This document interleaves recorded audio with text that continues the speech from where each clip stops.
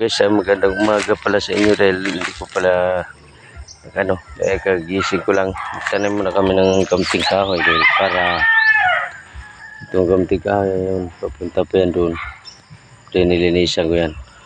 Magtanim pala ng kamting kahoy kasi kumbaga unas pa ngayon sa low tide, kumbaga pwede sa magtanim ng kamting kahoy dito. Yan ang binhi namin to guys. Guys, so good morning pala sa inyo na hindi ko pala aga-aga pa lang nandito na ako sa taniman ko ng kamting kahoy sa gilid ng sapa. Yan. Tsaka itong likod na tutubo. Ayan. Sige guys, pakita ko sa inyo mamaya. So ngayon guys, magkakapit tayo ng machete. Aga pa lang kasi ito pang hukay ng ng lupa doon. Okay tayo. Tapos kakapit tayo dito sa gilid.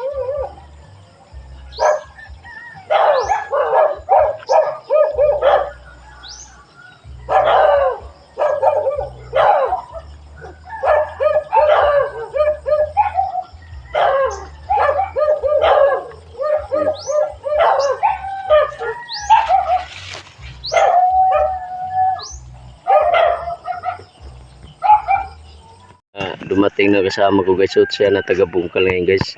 Kanina napansin nyo ko ako lang isa, ngayon dalawa na kami. Ayan, tatanim namin ang kamting kahoy. Pag nung nakaraan kasi taon hindi ko kasi na pinakita sa inyo kung inarbis na nila yung kamting kahoy. Inarbis nila kasi nasa biyahe ako, kaya hindi ko pinakita sa inyo guys yung laman. Dami daw ng laman sa sa kamting kahoy na yun.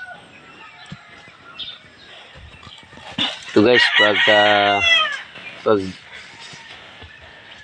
magkaroon na to ng pagtubo, tapos pag may laman, papakita ko na talaga sa inyo ako ng mag-aani ng kamting kahoy na to, para ipakita ko sa inyo guys. Gilid lang kasi ng sapa to guys. Ayan, yun, hanggang doon yung taniman ko. Ayan, sa may langka. Ang iba tubo na guys. Nakita kasi nyo Jimelina. Ito kamting kahoy guys. Tubo na. Yun. Dinidiligan ko lang guys. Dinidiligan ko lang talaga ng tubig. Yan na sapa. Ayan tubig ang nakapansin yan sa yan. Ngayon doon naman guys, bagong tanom yan. Bagong tanom. Yan, langka. Isa. Yan na guys, tinapas na nila dito ang tubo. Medyo maliwanag na.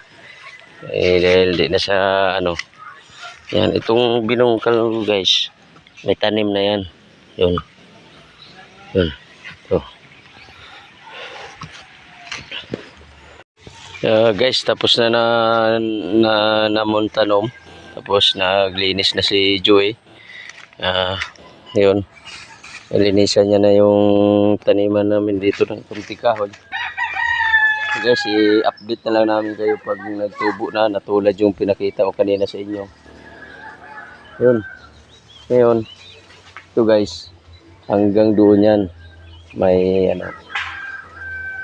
ngayon papakita ko sa inyo, i-update ko sa inyo ulit pag pag nanubo na siya. Tapos pag ani na, ipapakita ko rin na ako ang mag sa inyo para makita nyo kung marami siyang laman. Thank you for watching.